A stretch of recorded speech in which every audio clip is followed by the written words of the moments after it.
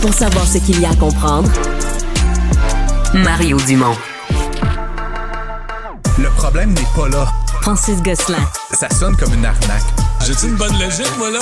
Mario Dumont. Dis pas que c'est pour faire plus d'argent. La rencontre. Gosselin. Dumont. Bonjour, Francis. Salut Mario. Tout le monde est à la recherche du point d'achoppement qui irrite Donald Trump, la frontière, le passage du fentanyl, des migrants illégaux. Et tu veux nous attirer notre attention sur un dossier de la CBC là, qui étudie une autre hypothèse. Oui, en fait, c'est un dossier qui a été publié quelques semaines après l'élection de Donald Trump, en fait, mais qui faisait remarquer qu'en fait, M. Trump avait été très fortement opposé là, à toutes les conversations qui avaient entouré l'entrée en vigueur de la taxe sur les services numériques. Là. Rappelons là, que le Canada impose une taxe là, de 3% sur essentiellement des entreprises américaines, là, on va se le dire. Là, je sais pas combien de services Google, Facebook, c'est tout américain. Netflix et autres. Bon, il y a peut-être Spotify là, qui est suédois de mémoire, là, mais c'est quand même l'exception là, qui confirme la règle. Ouais. Puis les gens qu'on vient de nommer, ils étaient pas mal tous à l'assermentation. Le boss de Facebook, le boss de Google... Tu vois où je veux en venir, hein? Donc effectivement, on se demande si derrière là, ces simulacres de prétextes là, que sont le fentanyl et l'immigration massive qui proviendrait du Canada, il n'y a pas d'autres raisons là, que M. Trump n'ose pas ou ne souhaite pas dire. Ce qui est un peu étrange, c'est quand même pas un homme qui a tendance à dissimuler ses intentions généralement, mais on sait là qu'ils ont combattu là, tout ça, les Américains de manière générale. Ça s'est poursuivi sous M. Biden. D'ailleurs, il y a un appel qui a été déposé là, auprès de l'instance là, qui gouverne l'entente de libre-échange avec le Mexique et les États-Unis à l'automne dernier. Donc, peut-être qu'il y a une carte à jouer là, de ce côté-là, c'est-à-dire si on enlevait éventuellement certaines barrières que nous avons érigées à l'égard des Américains. Ouais, sauf que localement, ça a été applaudi comme une mesure de protection des médias puis d'équité envers les autres médias. Puis... Tout ça, Mario, comme je te dis, la question n'est pas savoir qui a tort ou qui a raison, mais bien d'essayer de trouver, en fait, finalement, qu'est-ce qui rend M. Trump à ce point furieux contre le Canada. J'arrive pas à me résoudre là, que les faux prétextes qu'il énonce, là, il est un peu particulier, M. Trump, mais il est quand même pas totalement idiot. Donc, je veux dire, ces histoires de fentanyl, tu sais, on voit les chiffres, là, c'est clairement pas le Canada le problème. Donc, il invente ça, mais qu'est-ce qui se cache derrière cette volonté là, de priver les Canadiens là, d'un accès au marché américain? Il y a peut-être une notion, justement, là, de donnant-donnant. Puis, Mario, entre nous, on se prépare là, quand même potentiellement, j'écoutais, M. Trudeau, M. Legault, on se prépare peut-être à refaire une COVID, là, dépenser des dizaines, des centaines de milliards de dollars. Il me semble que d'enlever la taxe sur les services numériques, puis carrément faire des chèques aux médias, en termes de coût là, de l'opération, ça serait peut-être plus avantageux pour tout le monde. Là, voilà. Bon, le tribunal administratif du logement qui a fait sursauter beaucoup de gens hier avec sa hausse de loyer de 5,9 %. Oui, écoute, c'est un formulaire là, assez banal, là, Mario, qu'on remplit en fonction de différents types là, de coûts. Et donc, effectivement, là, ça nous emmène à 5,9 % là, en moyenne là, d'augmentation pour les logements non chauffés au Québec. Rappelons que l'année dernière, c'était 4 % là, puis déjà, là, il y avait des groupes là, de pression à la défense des locataires qui avaient jeté un peu les mains en l'air. Faut dire qu'évidemment, Mario, on est un peu en mode rattrapage là, sur la période de forte inflation qu'on a vécue il y a quelques années.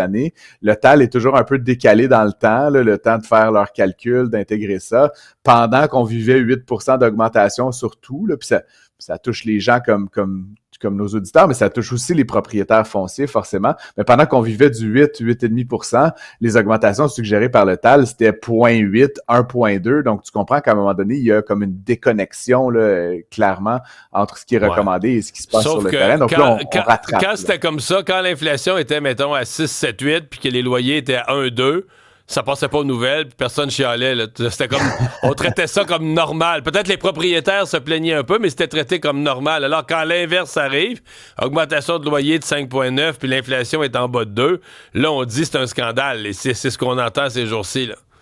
Comme j'aime toujours le dire, Mario, là, qu'on soit locataire ou propriétaire en matière d'immobilier, il faut toujours adopter une perspective de long terme. Et dans les faits, depuis 5 ou 6 ans, l'augmentation des loyers suggérée par le TAL a été bien moindre que l'augmentation du coût de la vie et par ailleurs que l'augmentation des salaires médians, du salaire minimum. Donc, tu sais, à un moment donné, encore une fois, là, je comprends que ça place certains individus, certaines familles, peut-être dans des positions plus difficiles, mais de manière générale, nos revenus ont augmenté à toutes les échelles de revenus, notamment au salaire minimum. Et donc, c'est normal qu'il y ait une partie de cette augmentation-là qui se traduise par des augmentations de loyer. C'est encore une fois, il peut y avoir des mesures d'atténuation, mais je trouve ça bien drôle, comme tu le dis, qu'on fasse grand cas de cet ajustement tout à fait normal là, à ce stade-ci. Ouais. Mais les 3 gros facteurs, c'est taxes municipales, c'est coût des rénovations, de l'entretien et rénovation, là, des travaux en général, et le coût des assurances. Là. Dans l'habitation, les assurances ont augmenté sans bon sens. Ben, ça, c'est l'autre gros... Tout à fait, Mario. Puis je t'en parle souvent d'immobilier, mais tu sais, cette obsession qu'on a au Québec et un peu partout sur le prix sans jamais examiner la valeur, ben à un moment donné, je veux bien, là, on pourrait avoir 0% d'augmentation, se retrouver avec un parc immobilier constitué de taudis absolus, où personne n'entretient rien, où les gens assurent de manière minimale, où quand il y a des sinistres, on est à la rue. Je suis quand même partisan d'une approche où on réinvestit, on entretient petit à petit.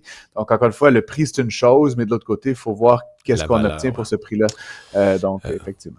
On dit souvent qu'on est un peu prisonnier de sa géographie. Donc, quand on parle de dépendance du Canada au commerce avec les Américains, on dit ouais, c'est parce qu'ils sont là, ils sont voisins. Il y a quand même tout un questionnement là, sur qu'est-ce qu'on pourrait mieux ou plus exporter vers l'Europe.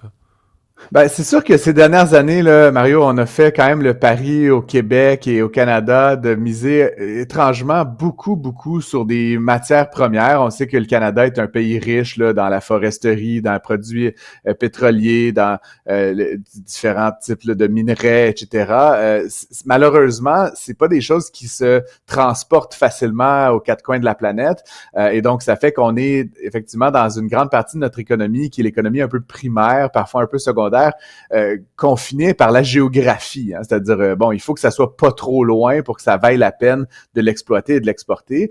Les pays qui réussissent bien dans le monde, Mario, on peut en citer plusieurs, là, les Scandinaves, les Coréens, les Japonais et dans une certaine mesure les Américains, ce sont des économies où essentiellement on cherche à exporter puis on investit collectivement dans des biens plus intangibles, dans la propriété intellectuelle. Dans, un iPhone, Mario, là, c'est pas 1500$ de métal qu'on te vend, là, c'est 50$ de métal puis 1450$ de design, de logiciel. Et donc, c'est potentiellement ce qu'on pourrait chercher à faire au Canada, puis là, c'est sur un cycle beaucoup plus long, mais c'est d'exporter des produits plus transformés, là.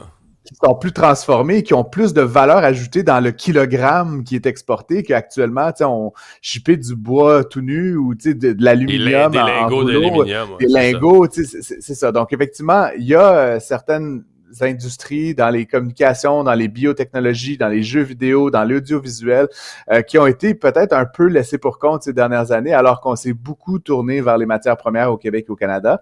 L'enjeu, évidemment, c'est toujours le même, c'est que ces industries-là font vivre les régions du Québec, du Canada. On veut pas dévitaliser ça, donc on a tendance à soutenir excessivement ces métiers-là, mais ça nous garde vraiment prisonniers de la structure géopolitique actuelle. Donc, il va falloir réfléchir aussi à ça au cours des prochains mois, Mario. Sur l'immobilier, il y a Patrick qui nous dit, qui te répond... Les propriétaires d'immeubles sont comme les agriculteurs. Là. Ils disent qu'ils font jamais d'argent, mais à la vente, ils deviennent... il dit multimilliardaires là, pour les agriculteurs. Oui, effectivement, quand ils vendent leur ferme, là, ils font un peu d'argent. Multimilliardaires. Je pense qu'il y a je serais ravi d'en débattre avec Patrick. Il a trop écouté l'investiture de Trump. Les chiffres ne lui donnent pas raison, malheureusement. OK, merci. À demain.